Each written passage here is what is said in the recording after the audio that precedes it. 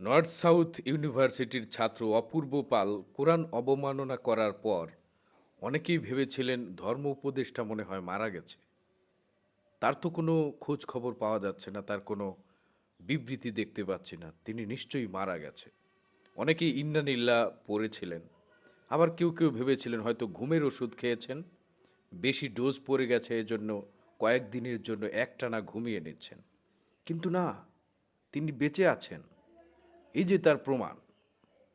তিনি কিছুক্ষণ আগে লিখেছেন, কোরআন অবমাননার সাথে যে বা যারা জড়িত সুষ্ঠু তদন্তের মাধ্যমে আইনানুগ প্রক্রিয়ায় শাস্তি নিশ্চিত করা হবে।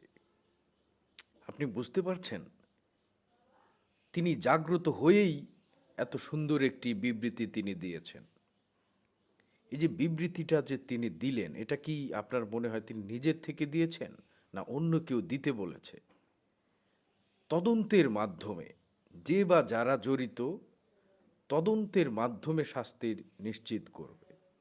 যে বা যারা জড়িত অর্থাৎ তিনি জানেনই না কে করেছে এটা, কে অবমাননা করেছে তিনি এখনো জানেনই না।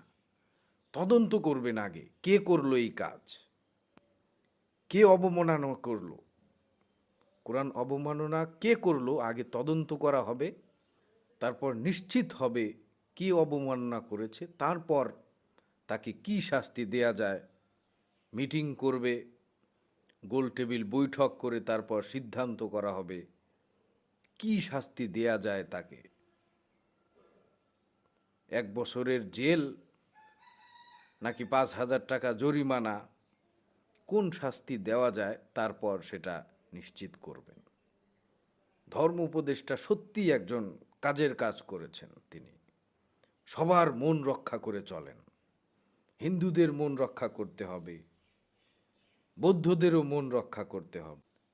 মুসলমানদের তো আর মন রক্ষা করার কোনো প্রয়োজন নাই। মন রক্ষা করতে হবে হিন্দুদের। পূজায় গিয়ে সুন্দর করে তাদেরকে সাধুবাদ জানাতে হবে, শুভেচ্ছা বিনিময় করতে হবে, প্রয়োজনে পূজায় উপস্থিত থেকে পূজার উলুধ্বনি এবং তাদের প্রসাদ খেয়ে তাদের সাথে একসাথে পূজা উদযাপন করতে হবে। তাহলে না হিন্দুদের মন রক্ষা হবে। এজন্য ঠিক কাজটাই তিনি করছেন, একদম সব ধর্মের সাথে নিজেকে মানিয়ে নিচ্ছেন খুব সুন্দরভাবে, আগামীতে যাতে সুন্দর করে তিনি সবার মন রক্ষা করে ক্ষমতায় টিকে যেতে পারেন, কোনো ধরনের সমস্যা না হয়। হিন্দু, বৌদ্ধ, মুসলিম সবাই মিলে